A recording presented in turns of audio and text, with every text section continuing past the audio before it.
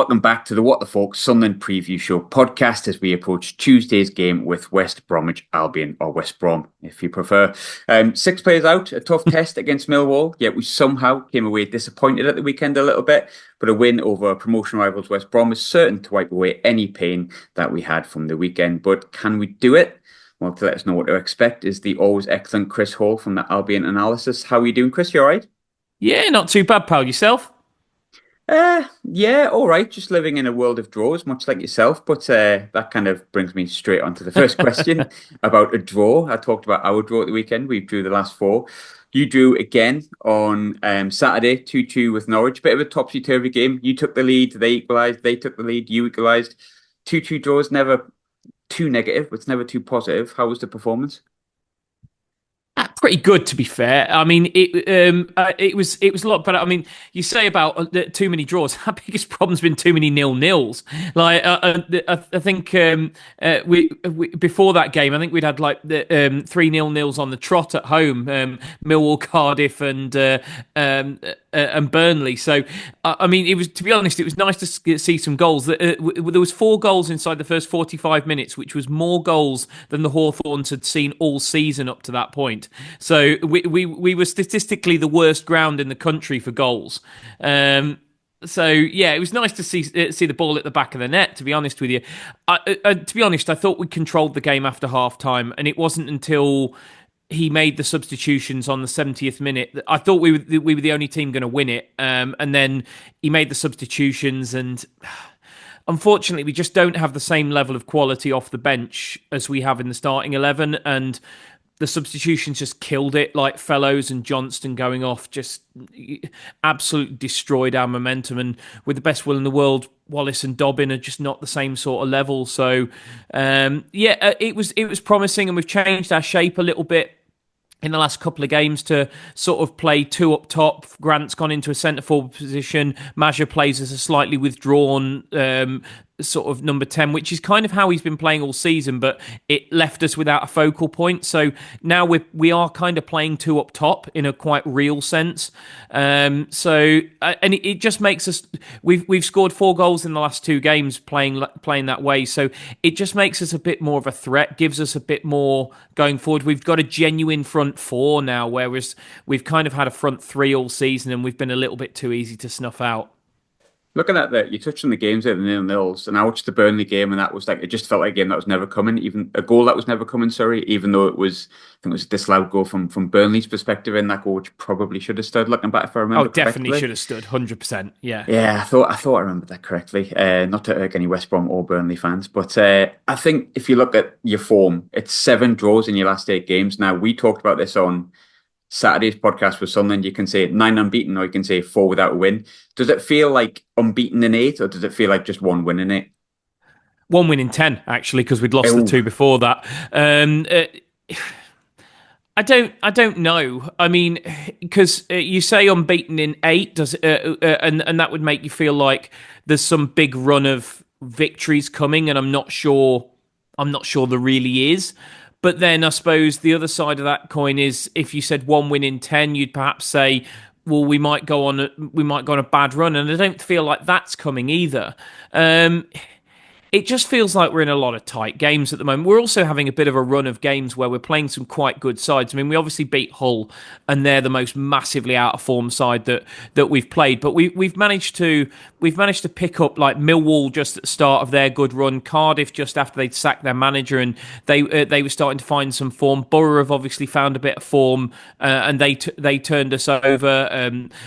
We've obviously played Norwich just as they're getting a load of players back. I know they were 6 without a win when they played us, but they got like quite a few important players, including their goalkeeper, back. And we've obviously got yourselves coming up who've been in really good form. Burnley, who are in the top 4 as well. We've played them. Whereas at the start of the season we played a lot of teams that really didn't start the season terribly well. Plymouth, QPR, Stoke obviously sacked their manager shortly after we played them.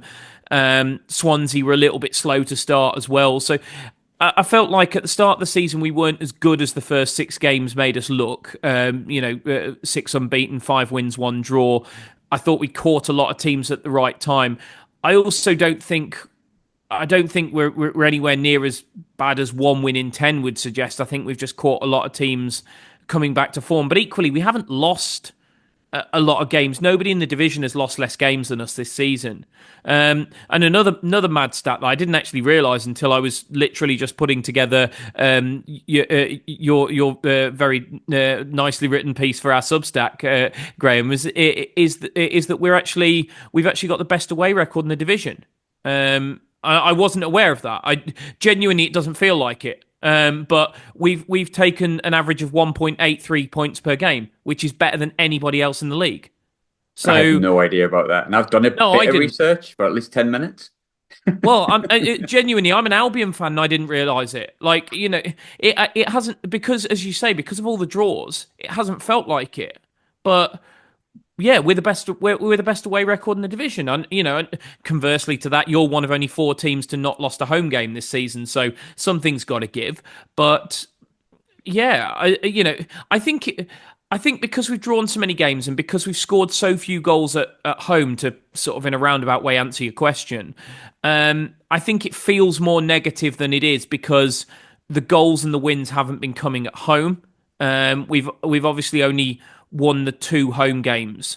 We have won more games away from home than we've won at home, and I think if the results that we'd had away we'd had at home, and we'd had the results at home that we've had away at home, and vice versa, I think fans would feel much more positive about it. But because the majority of people go to the home games, and we've only won twice, and we've only scored 4 goals at home, I just think there's a bit of inherent negativity there. But when you actually look at it and say, well, we've only lost 2 games all season, we've got the best away record in the division with 6 in the table, is there really that much to complain about? Especially after bringing in 11 players in the summer and letting 11 go. Can you really moan at that? I don't know. I'm not sure you can. Yeah, I mean, it's a similar vein with us. We're second, and actually, we've dropped 2 goals against Coventry. You dropped a goal against Millwall on Saturday late on, and you kind of go, oh, we're doing this thing, but then you're going, we're second and unbeaten in 9. Is it that bad? We've had 6 players out. It depends which way you swing. Ultimately, every football fan wants to win games, but I think in context, nothing's ever as bad as it feels, is it? I think the other thing is, I think people, all I hear is people keep saying, we're doing this, we're doing the other, but it's a rubbish league this year. I don't think it is a rubbish league. I think last year the people are looking at it the wrong way. Last year was a freakishly powerful league. Mm-hmm. We had 3 teams come down from the Premier League who hadn't been relegated in ages. That never happens. None of the promoted sides came straight back down, and we had teams in Leicester, Leeds, and Southampton who'd had plenty of years of Premier League football behind them, so came down with really strong squads. On top of that, coming up from League One, we had a couple of teams. In fact, all 3 teams basically got around 100 points. So we probably had 3 of the strongest teams we've ever had coming up from League One. So we had 6 teams add to this division who were really, really strong. That doesn't normally happen. Normally you get some rubbish. You either get a team come down from the Premier League who just find themselves in total and utter transition, a bit like Luton have done this season, or a team that just financially can't handle the relegation and just kind of like goes completely to pot. I mean, I know you guys have had your struggles in that particular area. Wolves as well. We've seen teams fall through the divisions, and normally you get a team coming up from League One who just can't handle the step up. And that wasn't true of any of the teams last season. So I think if you're comparing it to last season, yeah, the division is much weaker. But the better way to look at it is last season was a freakishly powerful division and a stupidly hard one to get out of. And this season, it's not, but it's just normal. I think it's just normal. That's all this season is. I agree with you on that. I don't think it's a weak division at all, and I think you've put the context of it really well there. Because I couldn't quite put my finger on why people were saying it because I didn't believe it, but I agree. But when you look at last season, you did end up in the playoffs, and we've got a bit of experience of that, maybe in a different vein, but you got beat by Southampton, eventual winners. You're losing the playoffs, and it always feels like dodgy ground when it comes to the next season because the expectation does change a bit. And in reality, you're just starting again with like sometimes you lose players if you got in the playoffs and you haven't got promoted, you lose one or two, or you'll come into the new season not with momentum because you lost in the playoffs. But what was the hope for West Brom fans this year? Like what position in the table come May would be deemed as successful or adequate at the very least?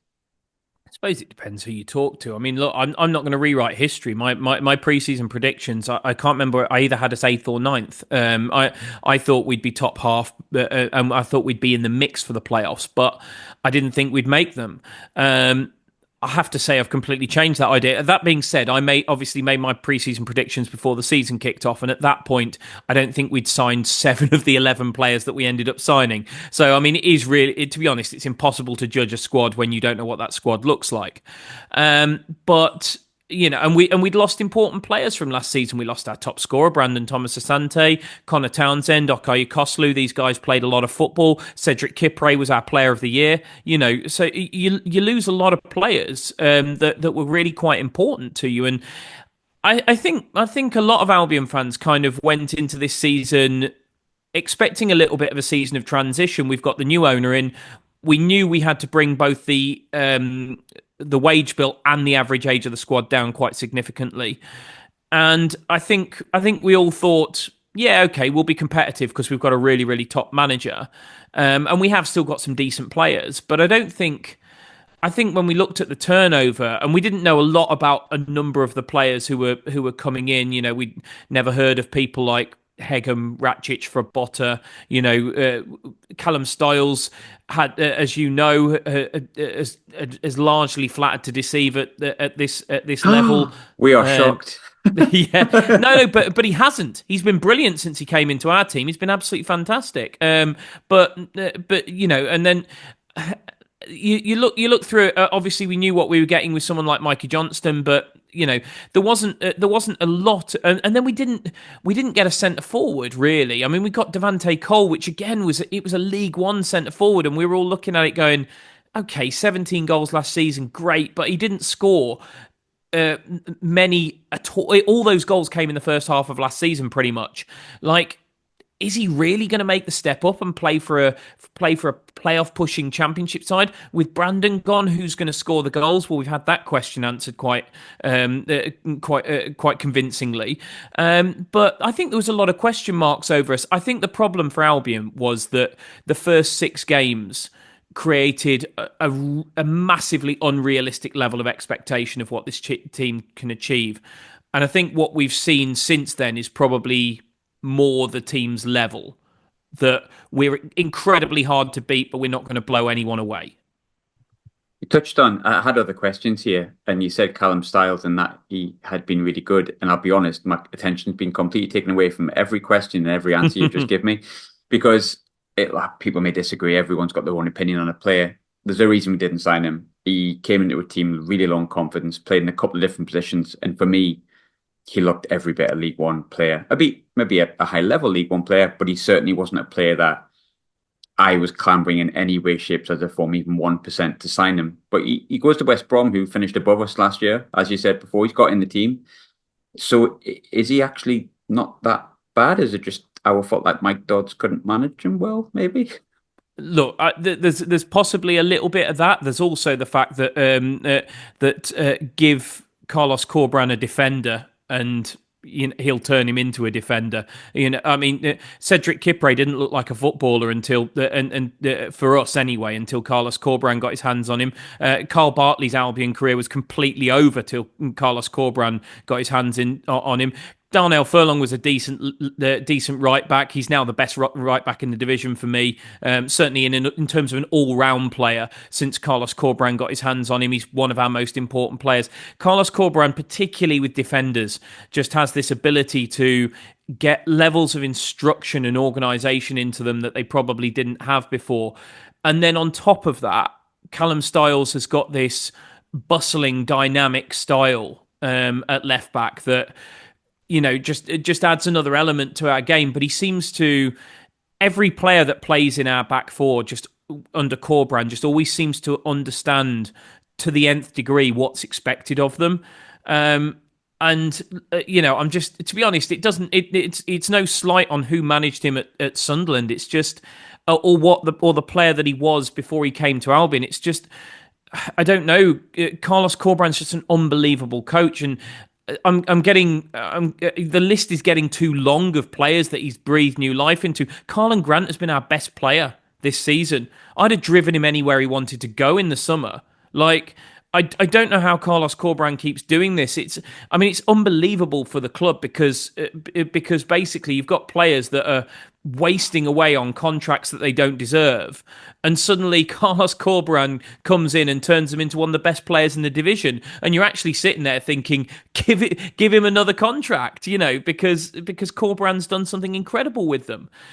It's just time after time after time he takes these players who look finished at West Bromwich Albion or finished somewhere else, and just turns them into a player. You talk to Stoke fans, and I don't think anyone there will tell you that they saw a player capable of scoring 10 goals in the first 16 games in Josh Maja. Maybe you guys did when he was in League One with you, but certainly, the Championship experience of Josh Maja has been that player's not there. But Carlos Corberan yet again gets it out of him. Talk to people about Jason Malumbi, and they'll tell you, good player but bit of a liability. And yet again, Corberan just seems to get a level of performance out of him. Alex Mowat was done. Like, Steve Bruce loaned him out to Middlesbrough. He comes back. He's one of our most important players. I don't know how he keeps doing it. But it's the benefit of having an unbelievable coach. Is there a worry that with Corberan, because I know you're a really big fan of him. I remember when we spoke last year when you came up when we were managerless and we had a big chat about Corberan and stuff like that. Is there a worry because, like, West Brom, look, you're not going to get anywhere near relegated. At worst, I think I agree with you, you'll be in transition top 8 at the very, very worst, in my opinion. But is there a worry that the longer he keeps impressing with a team that's in transition or a team that's not expected to go up, he might get nabbed? Because it's not like he's a manager that doesn't get mentioned around other jobs sometimes a little bit further up the pyramid. Guillaume Balaguer's linked him to the Leicester job today, so yeah. That concern is always there. Do I see Leicester taking him?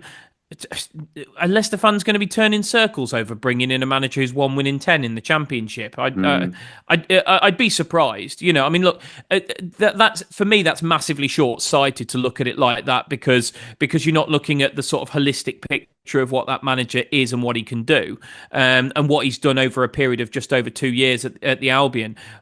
But the fact is that football fans do tend to look at the last.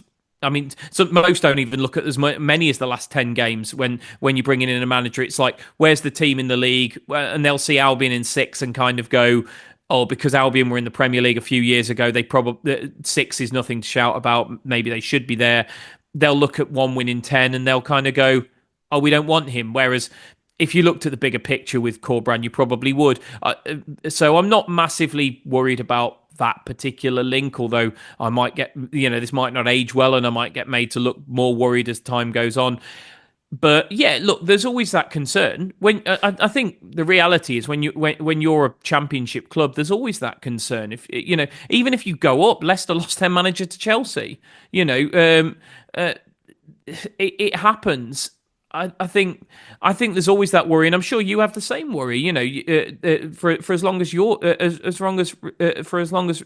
Lebris keeps impressing people, there's probably in reality and only a matter of time that he stays at Sunderland if you don't get into the Premier League. And even if he does get into the Premier League, if one of the big 6 to 8 clubs comes knocking for him, you're still probably going to lose him.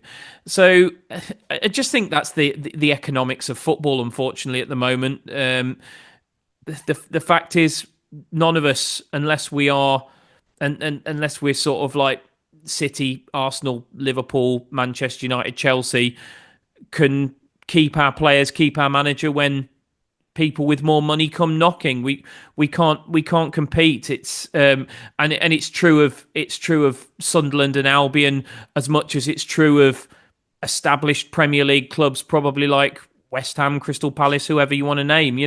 Unfortunately, there's a massive difference in the power in football, and personally, I don't think it's healthy for the game. But it's not going to change because the Premier League's got a monopoly now.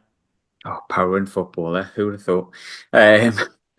One big positive is a player that, we lost to a bigger club because he didn't sign a contract when we were in League One. And I think, look, I don't regret anything with the way that we went up, but I think there's a lot of Sunderland fans will feel similar to me that if Josh Maja stayed at Sunderland, then Sunderland would have been fired out of League One at the first time of asking because he was just brilliant for us in League One in that 6-month period.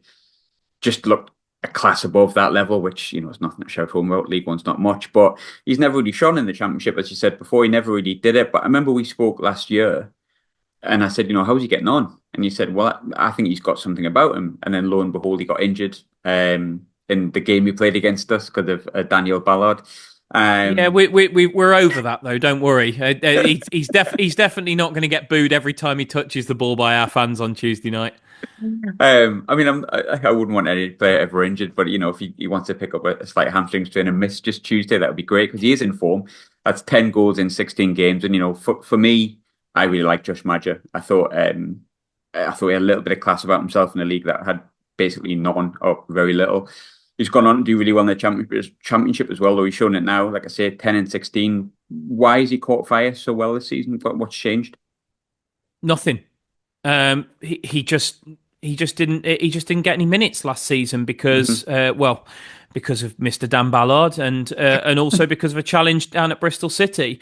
Look, he was unfortunate. The fact of the matter is he came to us late in the window, and obviously with all the mess going on at Bordeaux, he hadn't had a lot. He hadn't really had much in the way of a pre-season, so we didn't really use him early doors in the season, and he was just about getting himself up to fitness. He came on at half-time away at Bristol City early on in the season and got I can't remember who it was that crunched him. To be fair, and it wasn't like the Ballard one. It was Maja was through on goal. The lad had to try and make a last-ditch challenge, and it looked a good challenge until you saw it slowed down on the replay, and then you saw that actually he goes through Maja's ankle to get the ball. And it should have been a penalty. But to be fair to the ref, like no Albion fan spotted it at the time. I was in the stand. It was directly below me. I didn't spot it at the time. I thought it was a world-class tackle, to be honest with you. But anyway, so he then misses 6 weeks. He comes back. He scores against Leicester off the bench in a game which we ultimately lost 2-1 at home, and he gets his next start the next week against you guys at the Stadium of Light, and we're all right. Okay, let's see what Josh Maja's got. And within half an hour, Dan Ballard has gone through him with, look, not going to rake over old graves, but let's call it what it was. It was a cynical challenge that Ballard should have seen red for. It's a red card all day, and he knew exactly what he was doing. And that put Maja out for the rest of the season.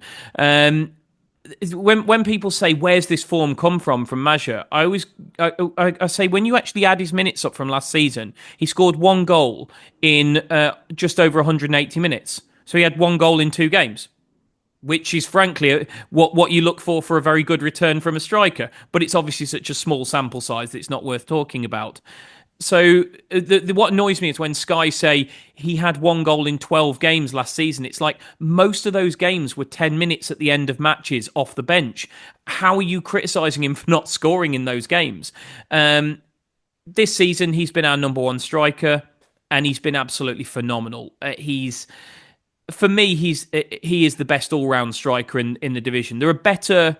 There's better out-and-out number 9s like Josh Sargent at Norwich in terms of like a penalty box striker is better than him. But there's no striker who's better at doing both, i.e. getting into the penalty area and getting those finishes. And his finish against Norwich was unreal because it's not the best ball from Tom Fellows. It's like it's sort of like hip height, really. And he gets off the ground and volleys it on the turn into the back of the net. It's a brilliant finish. And then he links the play so well as well. He drops into that number 10 role. He picks the ball up. He starts a lot of our attacks in there. He's so strong. He's good at shielding the ball with his back to goal. I mean, he's just a footballer that's not going to play Championship football for very long because he's still young. And if we don't go up this year, is Josh Maja still a West Bromwich Albion player next year? Probably not, to be honest. I think you look at some of the money that was thrown around for people like Sammy Smodics at 28 years old in the summer, and I'll be gobsmacked if somebody doesn't come with similar, if not more, for Maja at much younger, and who will finish the season probably with a similar, if not greater, goal tally to what Smodics got as top scorer last season. And maybe Maja's just not getting quite the attention that he deserves, just because Borja Sainz is having an even more unbelievable season than Maja's having. I think looking at Maja, like since he left Sunderland, because obviously a lot of us kept an eye on it because you want to see someone to see him go on and do well. There will be some people I wanted to see him fail. Like that's just kind of the way football fans are. That's just the way any fan base is. Me personally, I thought he was a great player. I understood why he left. And if you look at the timing that he got with other clubs, he didn't get a great deal of time. He went on loan to Fulham. I think he scored twice away at Everton, if I can remember correctly, and that's in the Premier League when he went on loan there. But he never really got that spell of games at Bordeaux or at Fulham when he went there. Well, he got that one season at Bordeaux and he got 17 goals in that season. So, actually, no, you're right. He did. No, you're right. Yeah. He did. So the one season where he's been properly the man, he scored 17 goals, and that pretty much tells you what you need to know. And I feel like really since then he hasn't really, like you say last season, I didn't see much of him last year because I knew he was always injured because I spoke to you sort of through the season stuff. And, I hope he has an awful game on Tuesday and, potentially gets a headache, I don't know, cramp or something. But me personally, from an outside perspective, really like to see him doing well as long as it doesn't affect Sunderland. But yeah, I agree with you, Mike. I think he's very, very, very classy. And I think he showed that at Sunderland in League One and he's now shown it in the Championship, but on to much better players, Sunderland players, of course. I've changed this question up from the last time you were on, but if you could take any one player from Sunderland's team and you put them anywhere in West Brom's team, doesn't need to be our best player, just a player that you think would fit into your team, who would it be and why would it be? Job. All day long. The one thing that we're really missing at this season, which is why when I said to you earlier we've changed our shape a little bit and Maja's almost like the number 10, is we've kind of missed that player who drives through the midfield, who's that sort of dynamic player. We've got some lovely ball players in the likes of Mowat and Swift. We've got some tenacious players like Malumbi, who, to be fair to him, can do that kind of ball carrying bit, but he's not the sort of like silky type of player that you'd like to see. And I just feel like when I look at players that we've had in the past, your Pereiras, your Kumases, we've missed that. We've lacked that sort of like that player that can pick the ball up a little bit deeper, drive forward with it, or make a run into the box from deeper. That sort of. We haven't had enough goals from midfield. That's the bottom line. Moa and Malumbi have both chipped in, but people like Swift and Diangana haven't scored yet this season. Ratchich hasn't scored yet, although not for the want of trying with the amount of shots that he's had. Even people like Mikey Johnston and Tom Fellows are yet to score this season. So we haven't had enough goals from midfield. And when I look at somebody like Job, who's okay, he's only got 2 goals this season, but it's two more than most of our centre mids have got. I mean, Chris Rigg is obviously the other one. He is just an unbelievable player as well. But and to be honest, if I was thinking about this from the point of view of resale value, I'd probably say Rigg, because he's going to be worth an absolute blooming fortune. But then again, with that last name, maybe so will Job. So I think to be honest, either of those, Rigg or Bellingham, would solve a lot of problems for us, to be honest with you. Well, got big resale value, but they're never leaving. That is breaking news from What the Fuck podcast ever, because I refuse to let it happen. Before I let you go, obviously we're going to have predictions, but I'm kind of curious as to what you thought of something from the outside looking in, because I feel like a lot of people have been surprised by obviously I do a lot of these the other way around, and people say, you're surprised by the way we start. And I can't say no, because I didn't think, I predicted us, I think, to be 8th or 10th or something. But I knew we always had the talent. I just knew we made a lot of mistakes last year with A, the management appointment, and B, the players we brought in and the lack of experience. But I feel like a lot of people from the outside feel really surprised by it. Some people go, well, I always knew you had that in you, but I didn't think you'd be, that far up the league. What have you made of it? Because I know you've watched us now and again. Yeah, look, I mean, I'll be honest. I'm surprised. Gab Sutton's a mate of mine, and I have to say, I gave him some stick when he put you guys top of the league. I thought he'd had one stiff drink too many that particular night that he wrote that. To be honest with you, I couldn't see it. Especially as we pretty much knew you were going to lose Jack Clark. I'm never that confident on any team who lose their best player from the season before. Yeah, we went, to be fair. Like we didn't expect us to be this good. We knew we could be, but once you start the season well, then you lose like Jack Clark. I think most Sunderland fans, if they're honest, unless you're really, really, really optimistic, didn't expect us to be in and around the top two by November. I think the thing with you guys is what's massively likable about you is probably the same thing that's probably your biggest. No, we won't go as far as negative, but probably the one thing that maybe checks expectations a tiny little bit, and that is the fact that you are so youthful and dynamic and exciting to watch, and that you go after games. I watched the game against Sheffield Wednesday right at the start of the season, and to be honest with you, I mean that could have been anything. You absolutely blew them away. It was terrifying how good you were, and I mean part of that was down to how bad Wednesday were as well on the day, but nonetheless it was a very, very impressive performance, and but at the same time, and I think you were like that for a few weeks, but since then I watched the extended highlights of the Plymouth game because I was kind of shocked by the result, and to be honest, like you just gave them too many chances, really, and I've watched little bits of Sunderland since, and I've kind of thought they're good and they're so much fun, but they're not like, you're not crazily in control of games. Like, as I say, you're youthful, you're fun, you're exciting to watch, and I think you'll probably be a lot of people's second favourite team this season because you go into games with no fear. You just approach them how you want to approach them, and I think you've got a lot of belief. Am I convinced by your game management? No, not really, to be honest with you. And like I look at the league and I think Leeds are going to run away with this because Leeds can win to 0 most weeks if they want to. I know that's stupid to say when they've just come off the back of a mad 4-3 on Sunday, but that's not usual for Leeds. Leeds generally just go into a home game, they go 2-0 up, they shut the game down, they don't give the other team a shot, and they win the game 2-0, no fuss, no muss. That's not Sunderland for me. I think you're just as likely to win 4-0 any week as you are to draw 2-2, and I think very few teams will be able to live with you because you're that good. But are you going to do what Leeds do and at 2-0 just go, right, we are going to kill the game stone dead? No, not for me. So that's one thing we're good at, but what we can't do is the dynamic blow teams away thing that you can do. So it's almost like if you combined Albion and Sunderland, you'd have the perfect team. Because we've got that game management, that absolute horrible, oh my God, how on earth am I going to break these down type of thing.